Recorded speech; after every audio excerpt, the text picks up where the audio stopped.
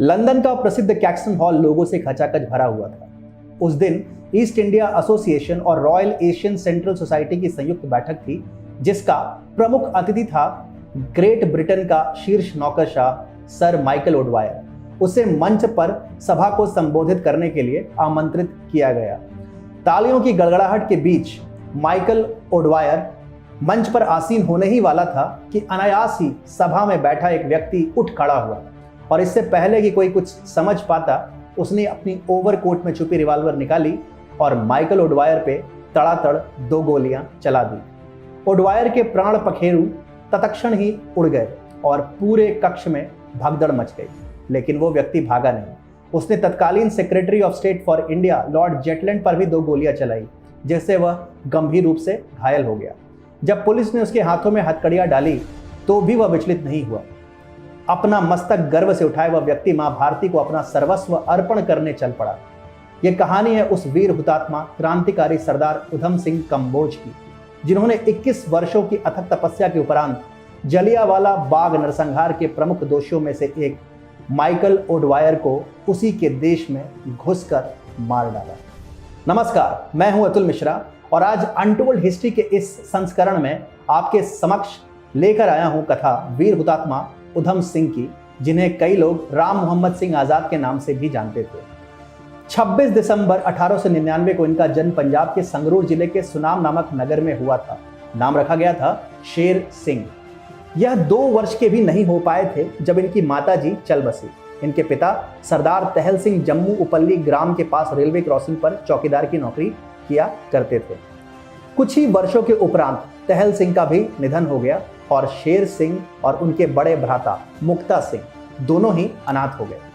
इन्हें अमृतसर के पुतली घर इलाके में केंद्रीय खालसा अनाथालय ने शरण दी, जहां इन्हें सिख धर्म में शिक्षा दीक्षा दी गई और यहां पर इनका नाम शेर सिंह से उधम सिंह हुआ। उधम सिंह में बचपन से ही सेवा भाव कूट कूट के भरी हुई थी। जब भी इन्हें अवसर मिलता, ये अपने सहचरों के साथ मिलकर अमृतसर में जगह जगह जनसेवा करते थे। जनसेवा करते करते इन्होंने 1918 में मैट्रिक की परीक्षा उत्तीर्ण की और 1919 में अहर्निश जनसेवा के कार्य में लग गए, लेकिन भाग्य एक अलग ही पटकथा लिख रहा था। उसी वर्ष ब्रिटिश सरकार ने भारत भर में रॉलेट एक्ट लागू किया, जिसके फलस्वरूप ब्रिटिश सरकार को किसी भी व्यक्ति को बिना किसी जांच पड़ताल के बंदी बनाने की पूर्ण स्वतंत्रता थी। इसके विरुद्ध कोई अपील करने का कोई प्रावधान भी नहीं था। यही नहीं, इस दमनकारी नीति के अंतर्गत किसी भी स्थान पर 4 से अधिक लोग एकत्रित नहीं हो सकते थे। इसके विरुद्ध देश भर में कई जगह आंदोलन भी किए गए और ऐसे में पंजाब भला कैसे पीछे रहता। पंजाब में रॉलेट एक्ट के विरोध में सैफुद्दीन किचलू एवं डॉक्टर सत्यपाल ने मोर्चा संभाला और 10 अप्रैल 1919 को ब्रिटिश सरकार ने इन्हें कारागार भेज दिया। इसके विरोध में 13 अप्रैल 1919 को अमृतसर के प्रसिद्ध जलियांवाला बाग में लगभग 20,000 लोग इस दमनकारी नीति के विरोध में एकत्रित हुए। उस दिन बैसाखी का त्योहार भी था।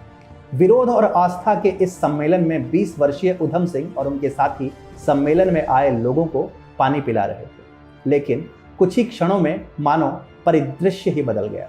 अपने आदेशों को खंड खंड होता देख ब्रिटिश सरकार बौखला गई और उन्होंने इस विद्रोह को कुचलने के लिए brigadier general Reginald Edward Harry Dyer को भेजा। ब्रिगेडियर जनरल डायर ने पहले जलियांवाला बाग से बाहर निकलने वाले छोटे द्वारों पर अपने सैनिक नियुक्त कर दिए, जिससे कोई भी बाहर ना निकल पाए। इसके उपरांत तो मौत का वो तांडव शुरू हुआ जिसे देख हिटलर और मुसोलिनी के अत्याचार भी गौण प्रतीत होने लगे।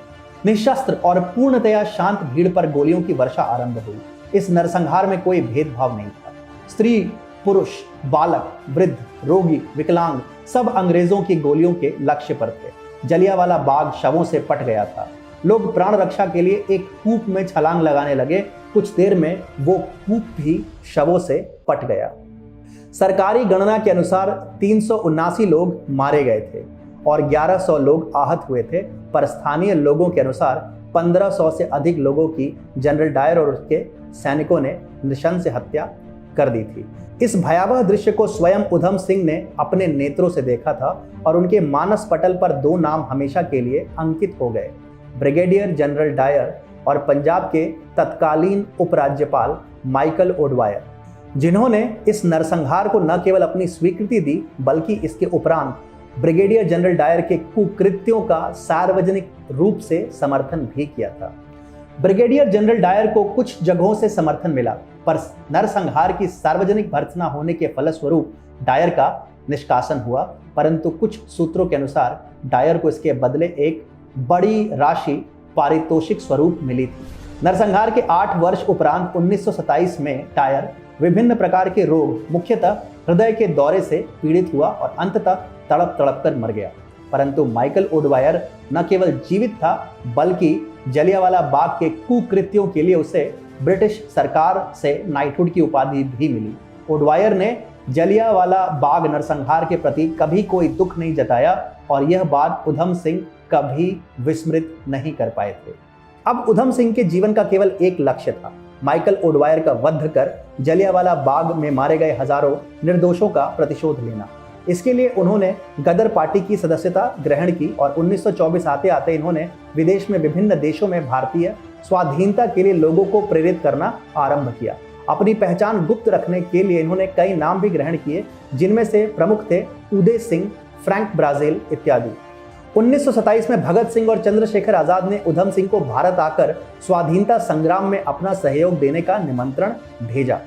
भगत सिंह के आह्वान पर उधम सिंह भारत के स्वाधीनता संग्राम में कूद पड़े। हालांकि उन्हें भारत वापस आए कुछ ही महीने व्यतीत हुए थे जब उन्हें पंजाब पुलिस ने गैर लाइसेंसी शस्त्र एवं उनके आयुध रखने और गदर पार्टी की मैगजीन गदर की गूंज की प्रतियां जो ब्रिटिश सरकार ने भारत में प्रतिबंधित कर रखी थी, उन्हें बांटने के आरोप में कारागार भेज दिया। इन पर अभियोग चला और ब्रिटिश अदालत ने इन्हें 5 वर्ष के सश्रम कारावास का दंड दिया। कारावास के लिए इन्हें लाहौर केंद्रीय कारागार भेजा गया, जहां कुछ ही वर्षों में एक बार फिर इनकी मुलाकात भगत सिंह से हुई, जिन्हें पुलिस अधिकारी जॉन पी सैंडर्स की हत्या करने के आरोप में कारागार भेजा गया था। यहीं पर इन्होंने भगत सिंह की बहुचर्चित भूख हड़ताल का समर्थन किया और यहीं पर इन्होंने भगत सिंह को फांसी के फंदे की ओर सुखदेव और राजगुरु के साथ हंसते गाते हुए आखिरी बार देखा। भगत सिंह, सुखदेव और राजगुरु की फांसी के चंद महीनों के उपरांत अक्टूबर 1931 में इन्हें इनके व्यवहार के फलस्वरूप समय सीमा से पहले ही आजाद कर दिया गया। यह ब्रिटिश सरकार की सबसे बड़ी भूल सिद्ध होने वाली थी। कारागार से निकलने के उपरांत भी पुलिस की वक्र दृष्टि उधम पर बनी रहती थी। अंततः उधम सिंह कश्मीर के रास्ते से यूरोप भागने में सफल हुए और काफी कठिनाइयों के पश्चात वे 1934 में लंदन पहुंचने में सफल रहे। लंदन पहुंचकर उधम सिंह ने उपजीविका के भांति भांति के स्रोत ढूंढे, चाहे वो मोटर मैकेनिक हो या फिर ऑटोमोबाइल अभियंता हो या फिर हॉलीवुड की फिल्मों में छोटे मोटे रोल करना। जी हाँ, उधम सिंह ने हॉलीवुड की 2 प्रसिद्ध फिल्मों एलिफेंट बॉय और द 4 फेदर्स में भी बतौर एक्स्ट्रा अपना योगदान दिया था। इसी समय इनकी मुलाकात आयरलैंड के कई क्रांतिकारियों से भी हुई, जिन्होंने उधम सिंह को अपने विचारों से प्रभावित भी किया।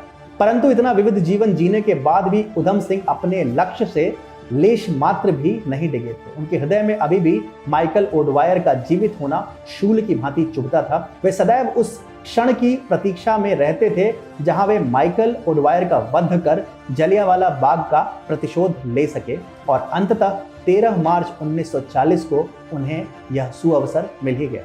लंदन का प्रसिद्ध कैक्सटन हॉल लोगों से खचाखच भरा हुआ था।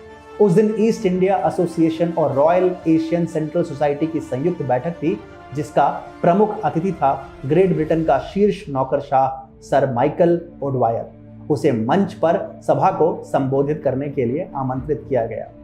तालियों की गड़गड़ाहट के बीच माइकल ओडवायर मंच पर आसीन होने ही वाला था कि अनायास ही सभा में बैठा एक व्यक्ति उठ खड़ा हुआ और इससे पहले कि कोई कुछ समझ पाता, उसने अपने ओवरकोट में छुपी रिवॉल्वर निकाली और माइकल ओडवायर पे तड़ातड़ 2 गोलियां चला दी। ओडवायर के प्राण पखेरु तत्क्षण ही उड़ गए।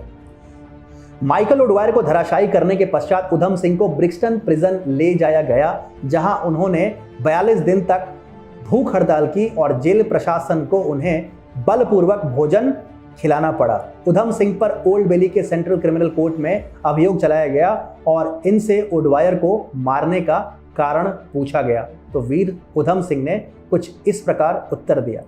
मैंने ऐसा इसलिए किया है क्योंकि मुझे उस व्यक्ति से घृणा थी।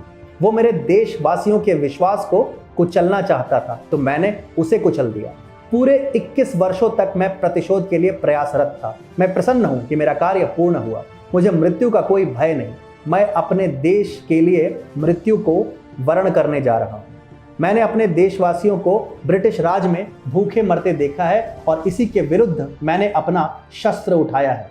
अपने देश के लिए अपने प्राणों की आहुति दे सकूं, इससे अधिक मेरे लिए गर्व की और क्या बात हो सकती है। न्यायालय ने उधम सिंह को ओडवायर की हत्या का दोषी सिद्ध करते हुए उन्हें मृत्यु दंड की सजा सुनाई। निर्णय के पश्चात उधम सिंह ने एक ऐसा ओजस्वी भाषण दिया जो न्यायाधीश को इतना भयाक्रांत कर गया कि उन्होंने इसे न्यायालय के अभिलेखों से हटाने का आदेश जारी किया। उधम सिंह को 31 जुलाई 1940 को फांसी पर लटका दिया गया, पर उनके अवशेषों को भारत भूमि में लाने में 34 और वर्ष लग गए। आखिरकार पंजाब के वरिष्ठ कांग्रेसी नेता एवं विधायक साधु सिंह ठिंड के आवेदन पर हुतात्मा उधम सिंह के अवशेषों को भारत लाने की स्वीकृति दी गई और उनका अंतिम संस्कार उनके पैतृक नगर सुनाम में किया गया।